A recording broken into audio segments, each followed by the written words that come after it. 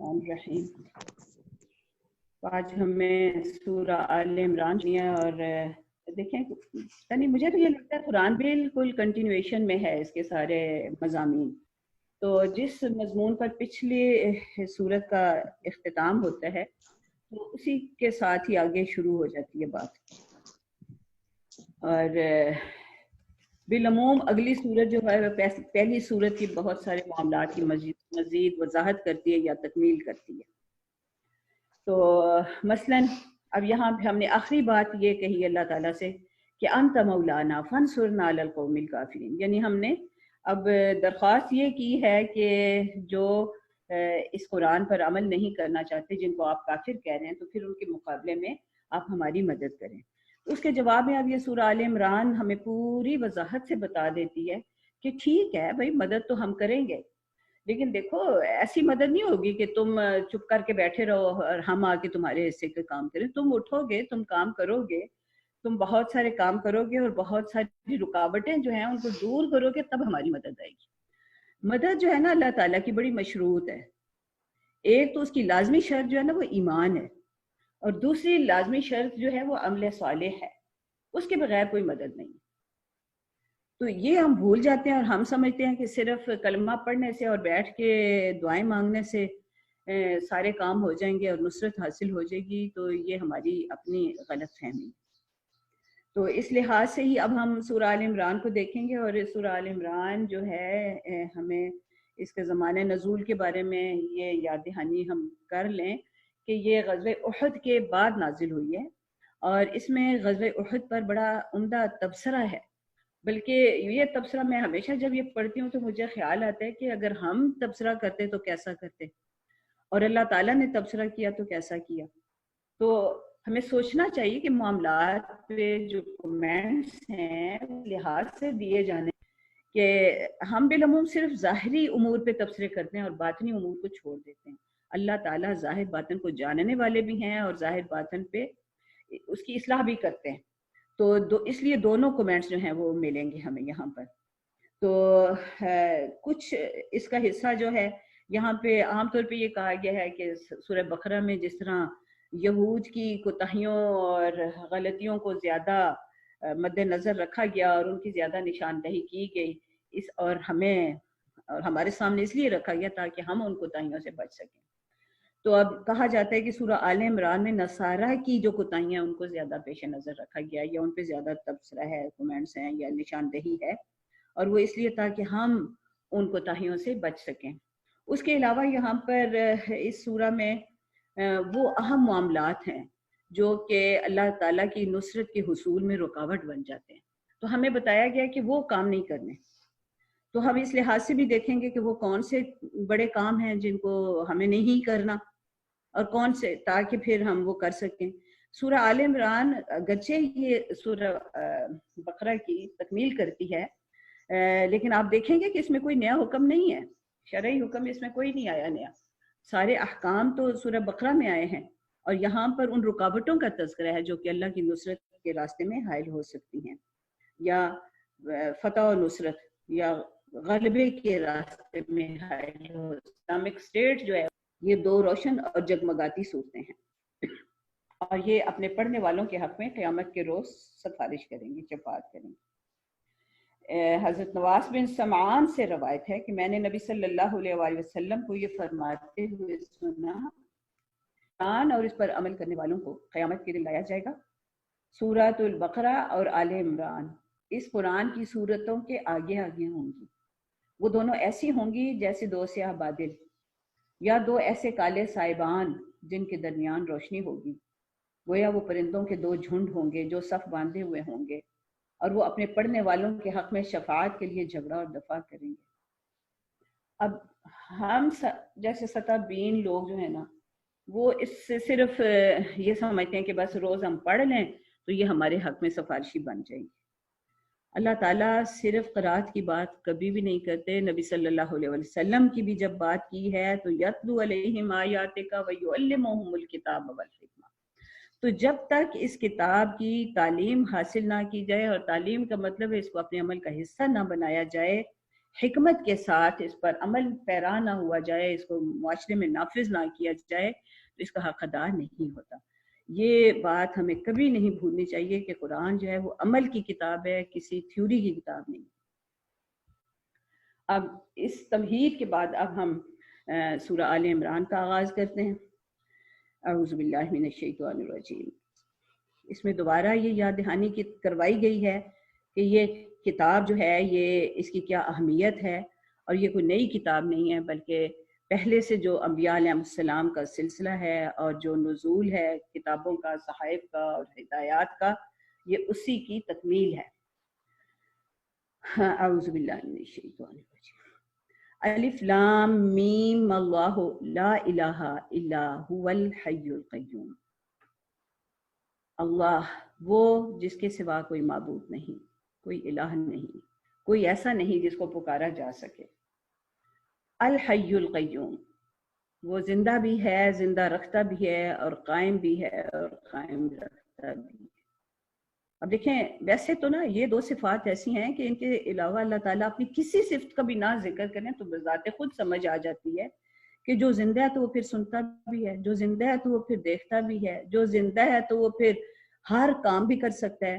تو یعنی اس میں مزید کسی وضاحت کی ضرورت نہیں ہوتی، لیکن اس کے باوجود اللہ تعالیٰ پھر بھی بار بار کہتے ہیں کہ وہ عزیز الحکیم بھی ہے۔ مطلب قیوم ہے تو عزیز تو ہوگا، قیوم ہے تو حکیم تو ہوگا، لیکن وہ اپنی صفات مزید بھی بتا دیں، بصیر ہے، سمیع ہے، یا جو بھی۔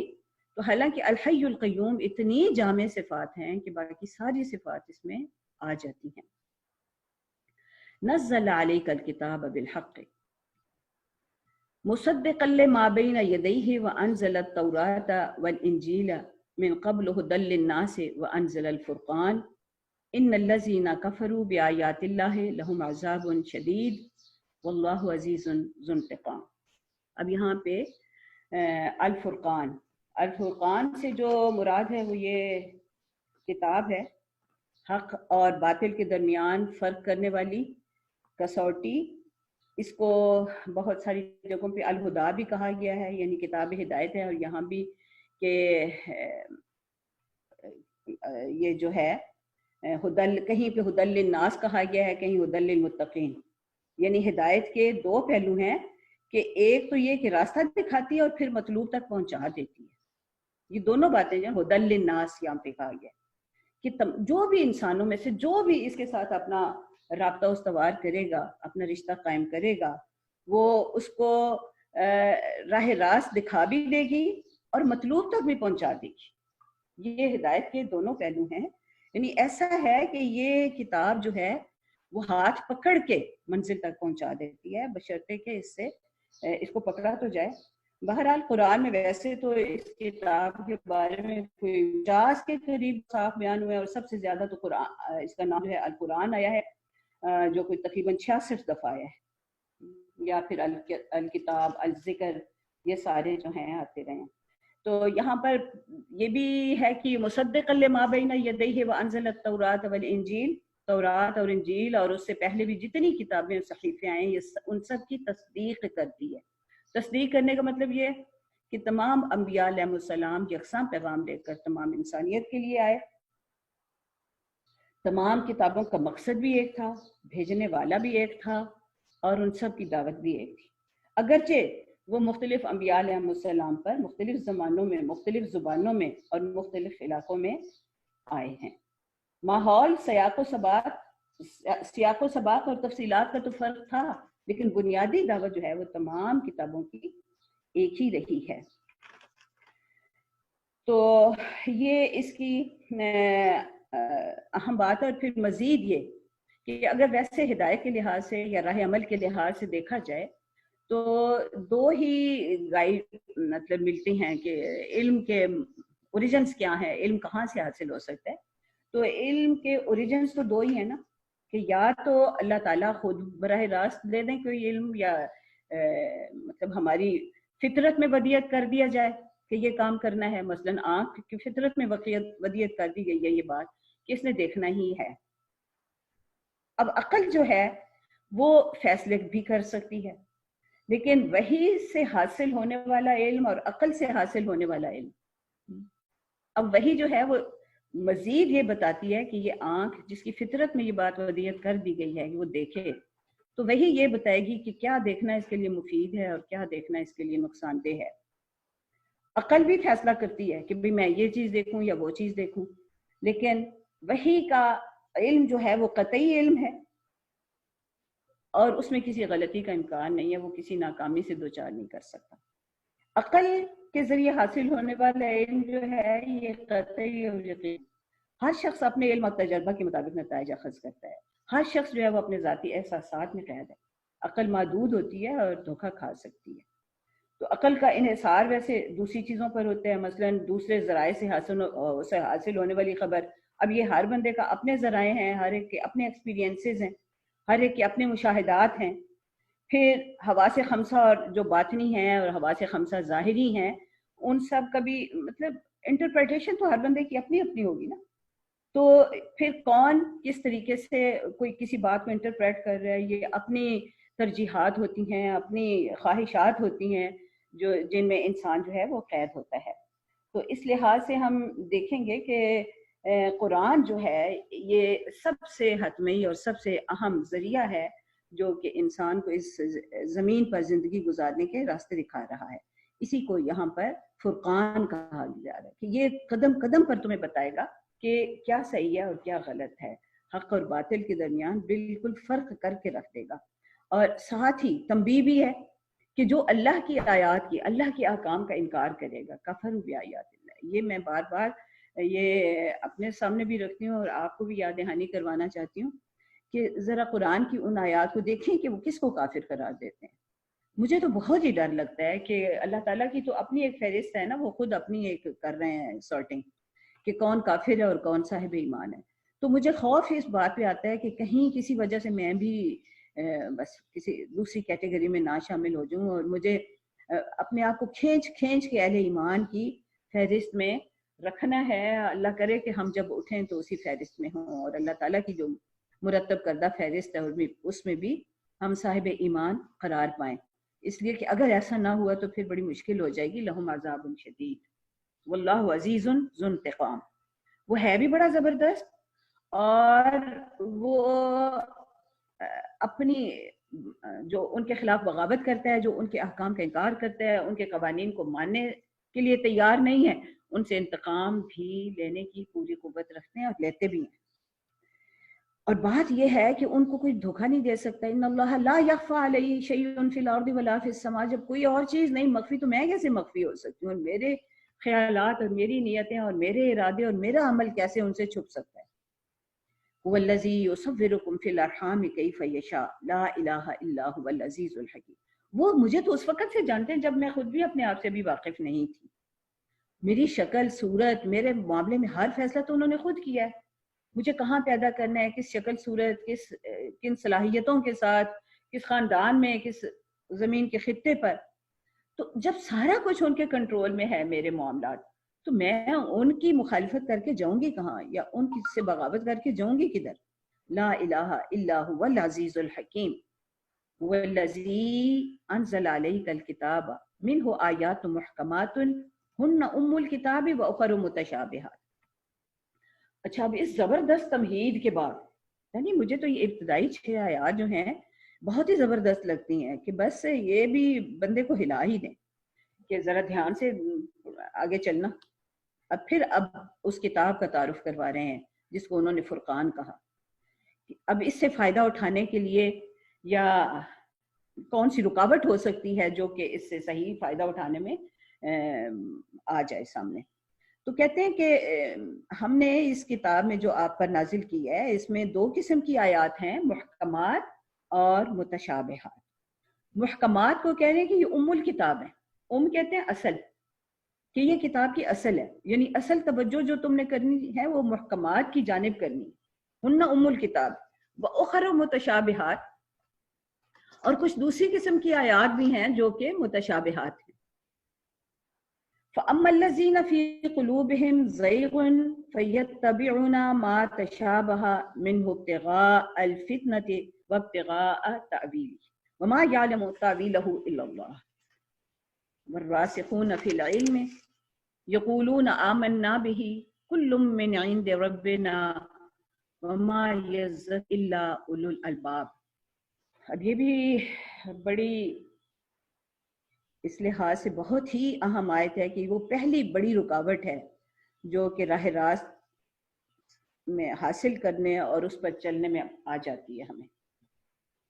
अगर हम अपना जायज़ा लें अपनी गुफ्तगुओं का, अपने मामलात का, और उसमें देखें कि कितने हम लायानी गुफ्तगू करते हैं जिनका हमारे अमल से कोई ताल्लुक़ नहीं होता, जिनका हमारे अच्छाई और बुराई से कोई ताल्लुक़ नहीं होता। तो अल्लाह ताला ये कह रहे हैं कि वो लोग जो कि जिनके दिलों में टेढ़ होता है और जो फितनों की तलाश में रहते हैं, वो तो मुतशाबिहात ही के पीछे पड़े रहते हैं, हालांकि उनकी तावील अल्लाह के सिवा किसी को मालूम नहीं है।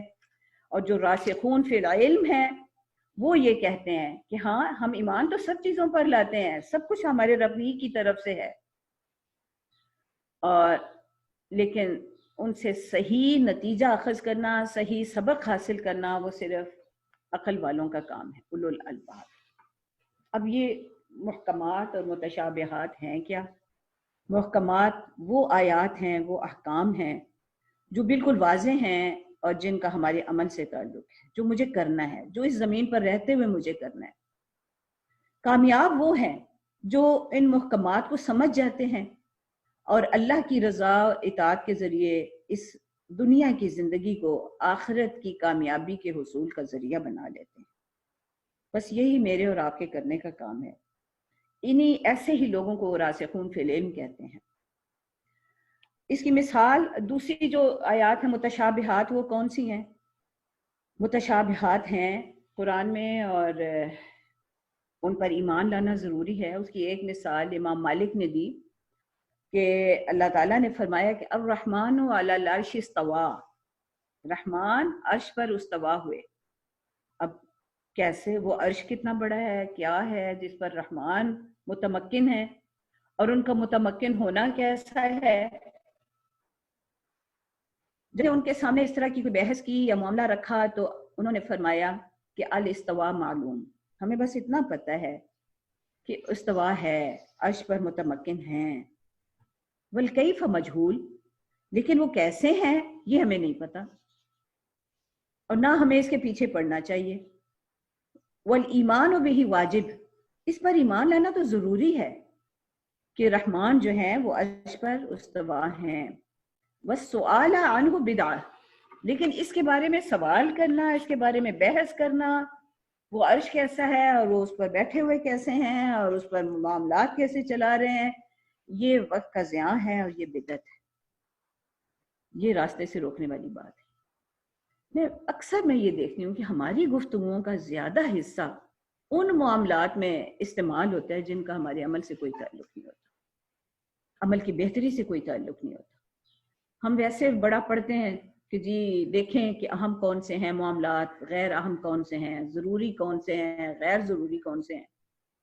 और हमारे फुक़हा दो और पहलू भी बताते हैं, कहते हैं ठीक है तुम ये तो देखो कि अहम कौन से हैं बातें, वो उनको देखो, गैर अहम को छोड़ दो, ज़रूरी को इख्तियार करो, गैर ज़रूरी को छोड़ दो। लेकिन एक और भी मामला है, कुछ मामलात हमारे इख्तियार में होते हैं जिनको मुझे करना है और कुछ गैर इख्तियारी मामलात हैं, तो गैर इख्तियारी को छोड़ दो, गैर इख्तियारी। और हम अक्सर जो परेशान होते हैं गैर इख्तियारी मामलात पे परेशान हो रहे होते हैं।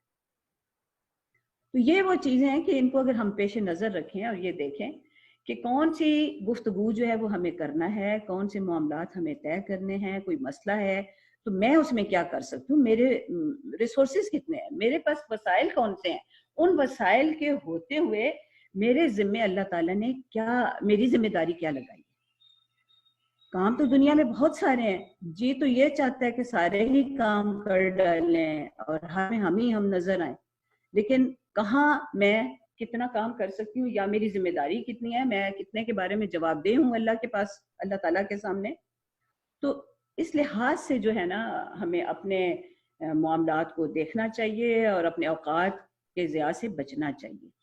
नबी सल्लल्लाहु अलैहि वसल्लम ने भी एक दफ़ा फरमाया कि इस्लाम का हुस्न ये है कि आदमी जो है वो लायानी उमूर को तर्क कर दे। लायानी उमूर तमाम वो हैं جن کا دنیا اور آخرت کی کامیابی سے کوئی تعلق نہیں ہے۔ تو یہ ایک اتنی اہم بات ہے اور سب سے پہلی بات ہے جس کا ذکر یہاں پر کیا جا رہا ہے، اور مجھے ایسا لگتا ہے کہ ہماری توانائیاں زیادہ تر متشابہات کے پیچھے پڑنے ہی میں ضائع ہوتی ہیں۔ تو اسی کو سب سے پہلے ذکر کیا گیا اور کہا گیا کہ بچتے صرف راسخون فی العلم ہیں، اور راسخون فی العلم کی دو باتیں یہاں پہ، یعنی ان کی ایک تو وہ یہ کہتے ہیں کہ یقولون آمنا بہ، وہ یہ تو کہتے ہیں کہ ہم ایمان لائے، سب کچھ ہمارے رب کی طرف سے ہے، لیکن نصیحت تو پھر صرف عقل والے حاصل کرتے ہیں۔ راسخون فی العلم ہی اولو الالباب ہیں، اور ان کی دعا کیا ہے؟ ربنا لا تزغ قلوبنا بعد اذ ہدیتنا وہب لنا من لدنک رحمہ انک انت الوہاب۔ اے ہمارے رب، ہمیں ہدایت دینے کے بعد ہمارے دلوں کو ٹیڑھ میں نہ لگانا، ٹیڑھ میں نہ ڈال دینا، کجی میں نہ مبتلا کر دینا۔ وہب لنا من لدنک رحمہ، اور اپنے پاس سے رحمت ہی ہمیں نصیب فرمانا۔ انک انت الوہاب، بے شک عطا کرنے والے تو صرف آپ ہی ہیں۔ ربنا انک جامع الناس لیوم لا ریب فیہ، اے ہمارے رب، بے شک آپ تمام انسانوں کو اس روز اکٹھا کرنے والے ہیں جس کے آنے میں کوئی شک نہیں۔ ان اللہ لا یخلف المیعاد، بے شک آپ وعدے کے خلاف نہیں کرتے۔ اب یہاں پر تھوڑا سا رک کے ہم یہ دیکھ لیتے ہیں کہ راسخون فی العلم ہوتے کون سے ہیں اور ان کی صفات کیا ہیں۔ اس لیے کہ ان آیات کو پڑھنے کے بعد یا یہ پہلی ہدایت دیکھنے کے بعد اب خود بخود میرا تو یہ جی چاہ رہا ہے کہ میں ان لوگوں میں سے ہوں جن کو وہ راسخون فی العلم کہہ رہے ہیں، اور ان کے بارے میں کہا جا رہا ہے وہ پہنچتے ہیں، اور اصل بات ویسے تو صرف اللہ ہی کو معلوم ہے، لیکن جو راسخون فی العلم ہیں وہ بھی صحیح بات کی تہ تک پہنچ جاتے ہیں۔ صحیح بات کی تہ ہے یہ کہ بھئی میرا کرنے کا کام کیا ہے، میں نے کیا کرنا ہے۔ اچھا، راسخون فی العلم کی جو صفات مفسرین نے لکھی ہیں وہ 7 ہیں۔ سب سے پہلی جو صفت ہے وہ یہ کہ وہ اس علم سے متصف ہوتے ہیں جو اللہ تک پہنچاتا ہے، وہ راستہ جو اللہ تک پہنچاتا ہے، اس کے احکام اور قوانین کو واضح کرتا ہے۔ یعنی پہلی چیز یہ ہے کہ ہمیں وہ علم حاصل ہو، وہ ان احکام اور قوانین کا علم حاصل ہو جس پر چل کے میں اللہ تک پہنچ سکتی ہوں، اللہ کی بتائی ہوئی کامیاب منزل تک پہنچ سکتی ہوں۔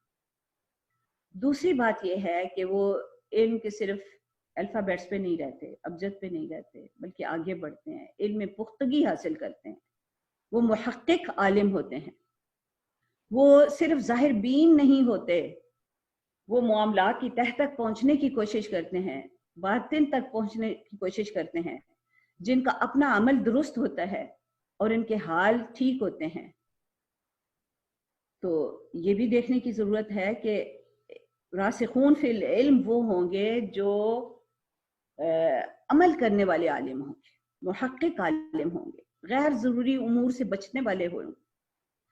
تیسری بات یہ ہے کہ وہ پوری کتاب پر عبور رکھتے ہوں، ایمان رکھتے ہوں، محبت رکھتے ہوں، اور انہیں متشابہات اور محکمات کی واضح پہچان ہو، اور پہچان ہوگی تو وہ محکمات کو اپنائیں گے یا اس کی بات کریں گے اور متشابہات سے اپنے آپ کو بچائیں گے۔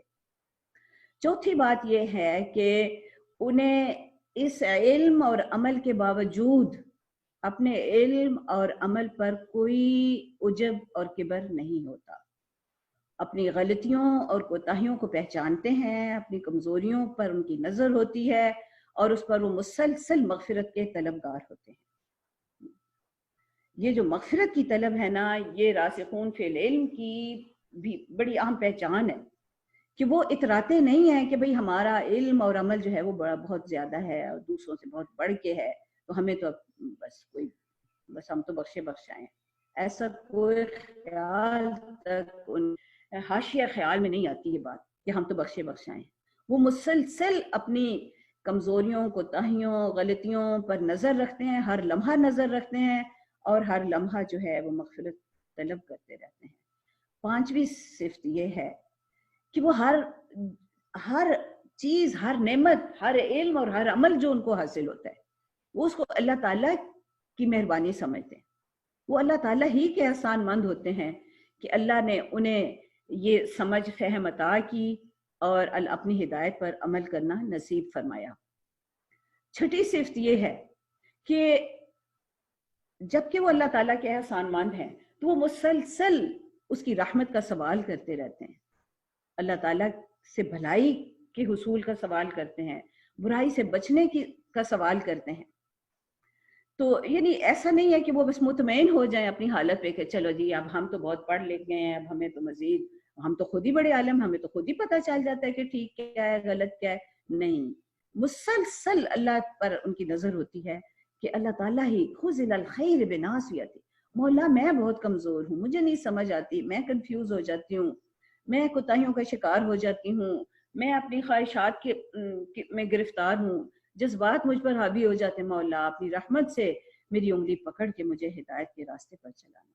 ہر لمحہ اپنے رب کی رحمت کے طلبگار رہتے ہیں۔ وَهَبْ لَنَا مِن لَّدُنْكَ الرَّحْمَةَ، اللہ تعالیٰ کی یہ جو وہابیت کی صفت ہے، اس سے ہر وقت اس کا استغاثہ کرتے رہتے ہیں، اس کو واسطہ بناتے ہیں اللہ تعالیٰ کی طرف سے ہدایت کے حصول کا۔ لا تزغ قلوبنا بعد اذ ہدیتنا، ہر لمحہ وہ ڈرتے ہیں کہ کہیں ابھی جو میں ہدایت پہ مجھے اللہ نے چلنا نصیب فرمایا، کہیں کوئی ٹیڑھ نہ آ جائے، میرے جذبات، میری خواہشات، ادھر ادھر کے معاملات وہ مجھے راہ راست سے ہٹا نہ دیں۔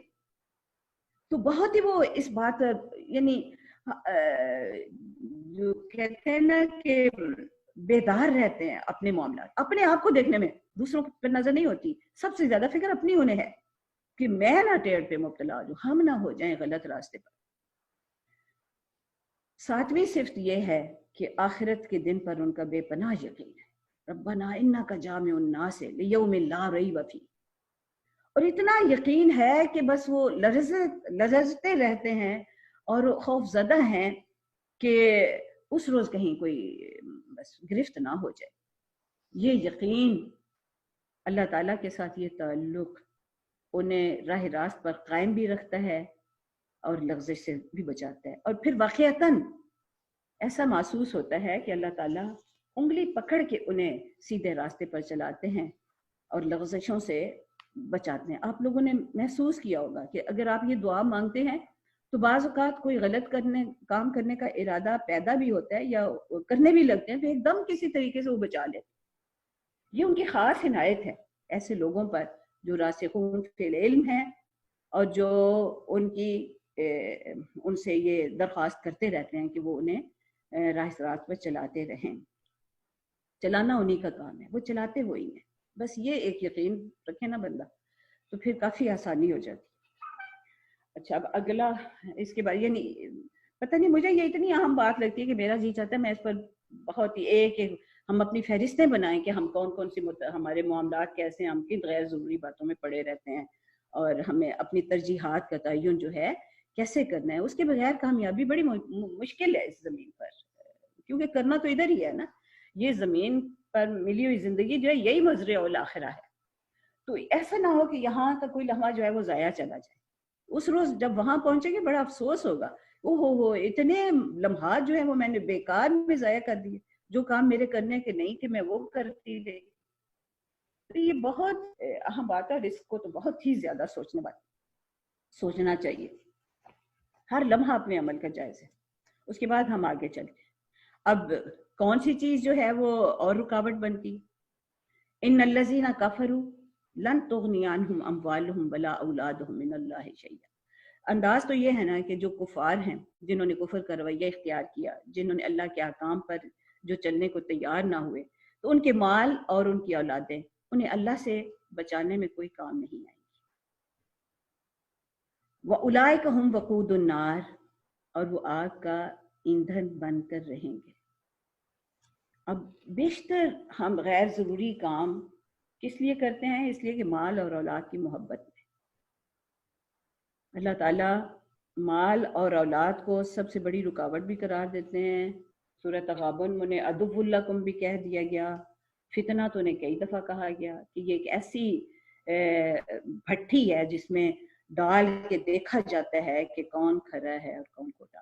کھرے اور کھوٹے کا تعین مال اور اولاد کی محبت میں مبتلا کر کے دیکھا جاتا ہے، اس کا جائزہ لیا جاتا ہے۔ تو یہ دونوں نعمتیں بھی ہیں دنیا کی، لیکن بہت بڑے امتحان بھی ہیں، بھٹی ہے جس میں ڈال کے کھرے اور کھوٹے کا تعین ہوگا۔ الرحمن الرحیم۔ آج ہمیں سورہ آل عمران اور دیکھیں یعنی مجھے تو یہ لگتا ہے قرآن بالکل کنٹینویشن میں ہے اس کے سارے مضامین، تو جس مضمون پر پچھلی سورت کا اختتام ہوتا ہے تو اسی کے ساتھ ہی آگے شروع ہو جاتی ہے بات۔